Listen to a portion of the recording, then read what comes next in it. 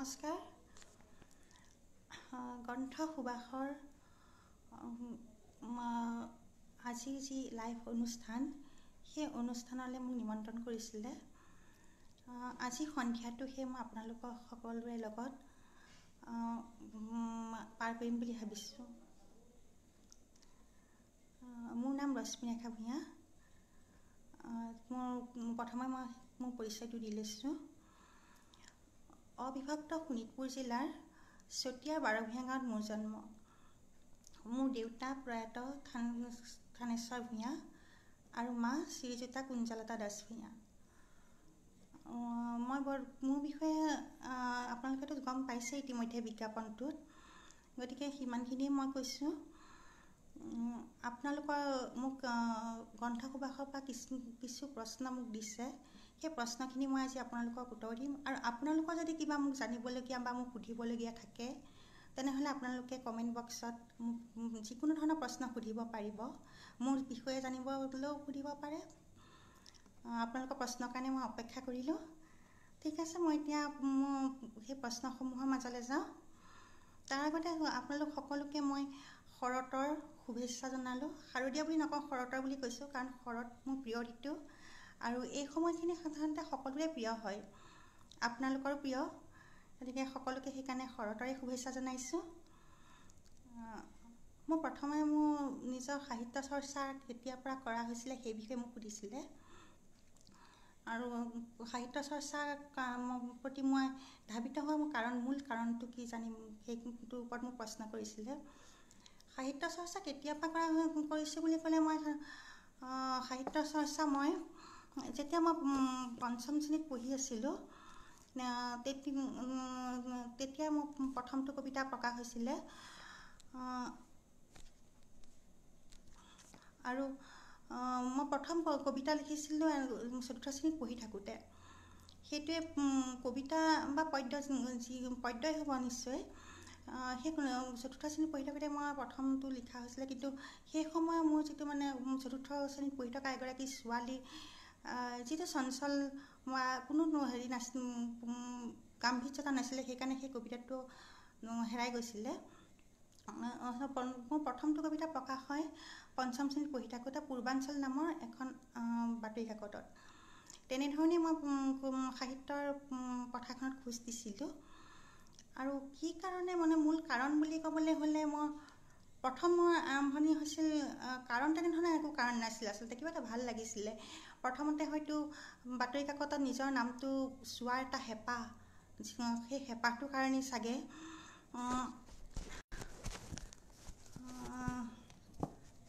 এতিয়া শুনিছেনে বাৰু? মাতটো কম হৈছে বুলি এটা কমেণ্ট পাইছোঁ। যিটো নিজৰ নামটো বাতৰি কাকতত দেখা পোৱা যিটো হেঁপাহ, সেই হেঁপাহৰ কাৰণেই চাগে মই প্ৰথম কবিতাটো লিখিছিলোঁ। আৰু প্ৰকাশ হোৱাৰ পিছত যেতিয়া পঞ্চম শ্ৰেণীত থাকোঁতে মোৰ কবিতাটো প্ৰকাশ হৈছিলে, প্ৰকাশ হোৱাৰ পিছত সেই আনন্দটো ইমানেই বেছি আছিল যে মোৰ আকৌ পিছত আৰু এটা লিখি পেলাই বাতৰি কাকতত প্ৰকাশ কৰিবলৈ মন গৈছিল। আৰু তাৰ কাৰণে মই তাৰ দ্বিতীয়টো কবিতা লিখিবলৈ লৈছিলোঁ।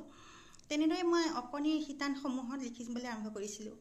আৰু লিখাৰ মূল কাৰণ বুলি ক'লে প্ৰথম সেইটোৱেই হ'ব যে নিজৰ নামটো বাতৰি কাকতত প্ৰকাশ পোৱাৰ আনন্দ।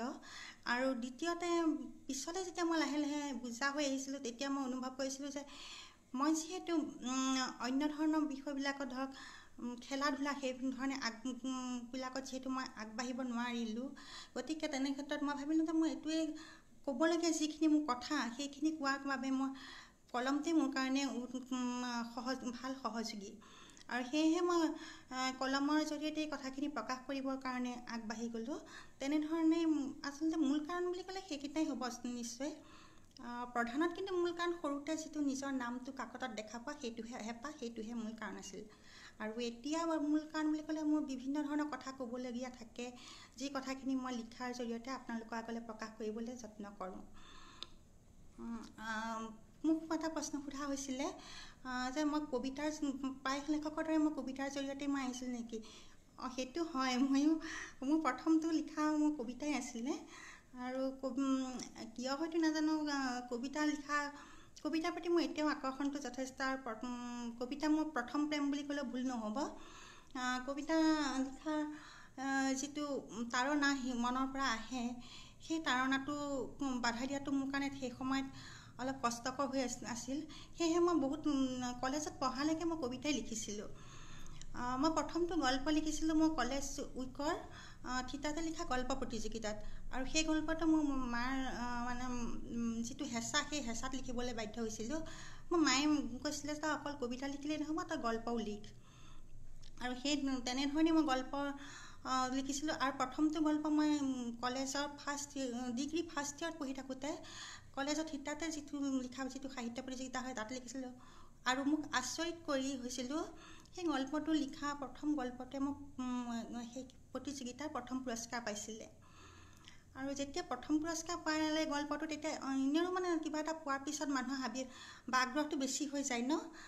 মোৰো তেনেকুৱা হ'ল। প্ৰথম যেতিয়া গল্পটোৱে প্ৰথম পুৰস্কাৰ পাবলৈ সক্ষম হ'ল, মই তেতিয়া ভাবিলোঁ যে মই লিখোঁ। আৰু মনৰ মাজত যেন গল্পৰ মানে এখন মানে গল্পৰ এটাৰ পিছত এটা গল্প আহিবলৈ ধৰিলে। আৰু তেনেধৰণে গল্পৰ মাজলৈ মই সোমাই গৈছিলোঁ।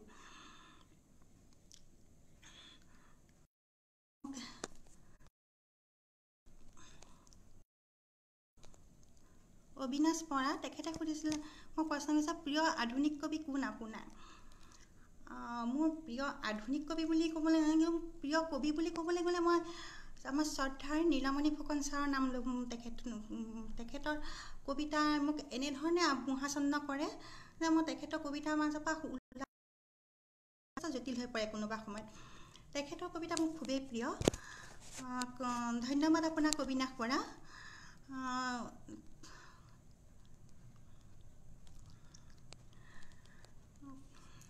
তেনেধৰণে মই গল্প পৃথিৱীখনত ভৰি দিলোঁ, গল্প লিখিবলৈ আৰম্ভ কৰিলোঁ।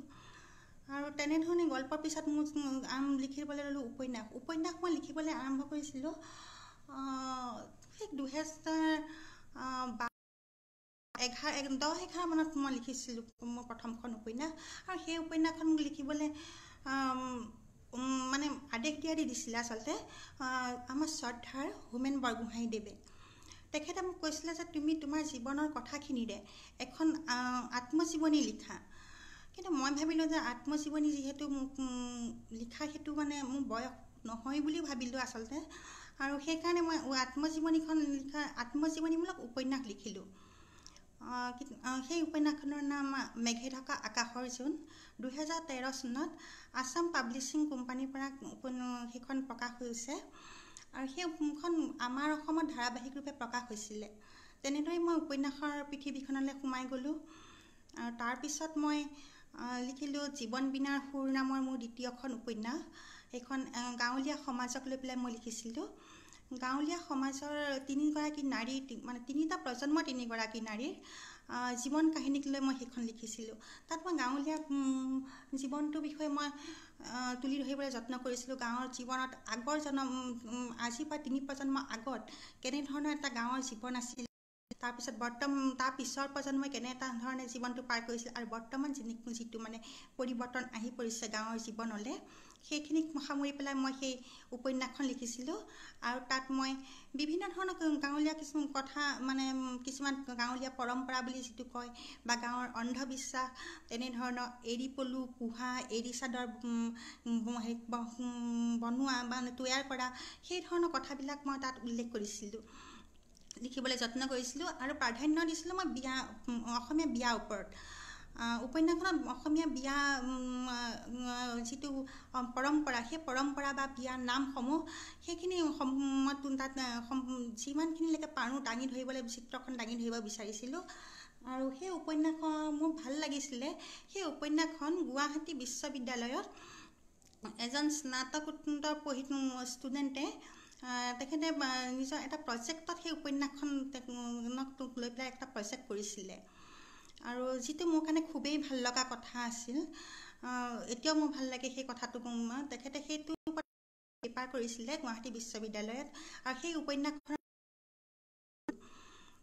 আৰু তাৰপিছত মোৰ যিটো ওলালে এখন গ্ৰন্থ, সেইখন আছিল গল্প সংকলন এজনী বেশ্যাৰ আত্মকথা নামেৰে।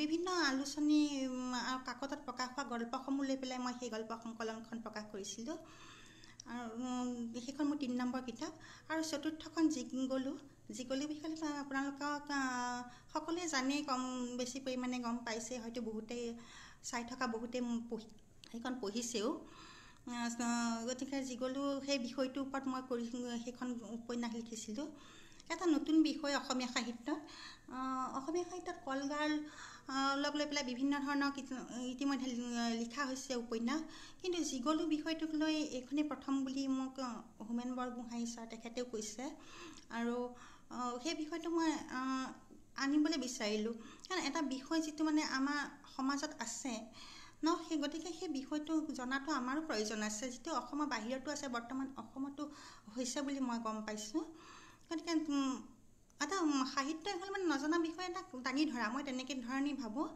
আৰু সেইকাৰণে সেই বিষয়টো মই আপোনালোকৰ মাজলৈ উলিয়াই আনিবলৈ বিচাৰিলোঁ জিগলু কিতাপখনৰ যিটো মূল বিষয় সেই বিষয়টো মোৰ মূৰত কেইবা বছৰ ধৰি সোমাই আছিলে মই যেতিয়া কলেজত পঢ়ি আছিলোঁ তেতিয়া কলেজত পঢ়ি থাকোঁতে মই এটা আলোচনীত এটা ভ্ৰমণ কাহিনী পঢ়িছিলোঁ ভ্ৰমণ কাহিনীটোত মই জিগলু শব্দটো পাইছিলোঁ মই অভিধানত চালোঁ চাই পেলাই বিশেষ একো নাপালোঁ কিন্তু এটা কথা মই গম পাইছিলোঁ সেই লাইনটোৰ পৰা এটা লাইনে তাত উল্লেখ আছিলে লাইনটোৰ পৰা গম পাইছিলোঁ যে জিগলুৰ মানে পেচাটো কেনেধৰণৰ তাৰপিছত সেইকাৰণে মই তেনেধৰণে বিষয়টো মানে মূৰত সোমাই আছে কিন্তু মই লিখিবলৈ সাহ কৰিবও পৰা নাছিলোঁ আৰু ভবাও নাছিলোঁ আচলতে বিষয়টো লৈ যে মই কিবা এখন লিখিম যেতিয়া ইণ্টাৰনেটটো আহিল ক'লে মই পালোঁ স্মাৰ্টফোনৰ ব্যৱহাৰ হ'ল মই নিজে স্মাৰ্টফোন ল'লোঁ তেতিয়া মই সেই বিষয়টো নেটত খুচৰি চালোঁ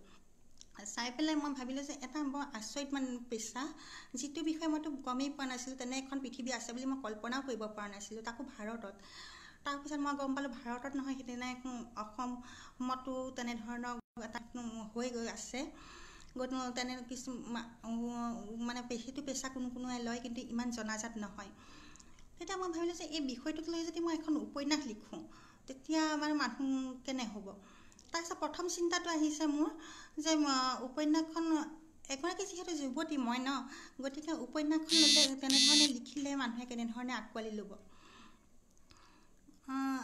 ভাবিলোঁ কিন্তু ইমান বিশেষো বেছি নাভাবিলোঁ গতিকে লিখি দিলোঁ উপন্যাসখন আৰু 2 বছৰ মোৰ লাগিছিল উপন্যাসখন লিখোঁতে কিন্তু বিষয়টো মোৰ মূৰত বহুত দিনৰ পৰা পাকঘনি খাই আছিলে আৰু বাকীটো গম পায় আৰু জিগলুৰ বিষয়ে আপোনালোকে কৈছে পিংকুজিত দা আপুনি জিগলু ভাল পাইছোঁ বহুতেই ভাল পাইছে কিতাপখন বহুতেই কৈছে যে কিতাপখনৰ বিষয়ে বহুতো লিখিছে বহু হেৰিয়াত লিখা হৈছে আকৌ সামাজিক মাধ্যমতো যথেষ্ট সেই বিষয়ে কৈছে লিখা মেলা গতিকে জিগলুৰ বিষয়ে বিশেষ নকওঁ আপোনালোকে ভালকৈ জানে আৰু মই এতিয়া পিছৰ প্ৰশ্নটোলৈ গৈছোঁ মোৰ অনুপ্ৰেৰণা শব্দটো লাগিবই সকলোৰে জীৱনত অনুপ্ৰেৰণা অকল লিখা পঢ়া বুলি নহয় অনুপ্ৰেৰণা সকলোতে লাগে আগুৱাই যাবলৈ জীৱনটোত তাতো অনুপ্ৰেৰণাৰ প্ৰয়োজন মোৰ অনুপ্ৰেৰণা বুলি ক'বলৈ গ'লে মোৰ মা আৰু মোৰ দেউতা প্ৰথম মা আৰু দেউতাৰ পৰা পাইছিলোঁ তাৰপিছত মোৰ ভণ্টি চয়নিকা ভূঞা আপোনালোকে বহুতে জানে তেওঁ লিখা মেলা লগতে জড়িত মোৰ ভণ্টি মা দেউতা প্ৰথম অনুপ্ৰেৰণা মোৰ জীৱনৰ আৰু তাৰপিছত এতিয়া মাহঁতৰ অনুপ্ৰেৰণা প্ৰথম লিখিছিলোঁ কিন্তু এতিয়া লাহে লাহে এতিয়া আপোনালোকো মোৰ অনুপ্ৰেৰণা এই যে আজি মই আপোনালোকৰ সন্মুখত লাইভত আছোঁ এইটোতো মোৰ এটা ডাঙৰ অনুপ্ৰেৰণা মোৰ কাৰণে মোক লাইভত মাতিছে আপোনালোকে চাব বিচাৰিছে মোৰ লগত কথা পাতিব বিচাৰিছে মোৰ জীৱনৰ এয়াও ডাঙৰ অনুপ্ৰেৰণা আৰু প্ৰতিজন পাঠকেই মোৰ কাৰণে অনুপ্ৰেৰণা একোজন উচ্চ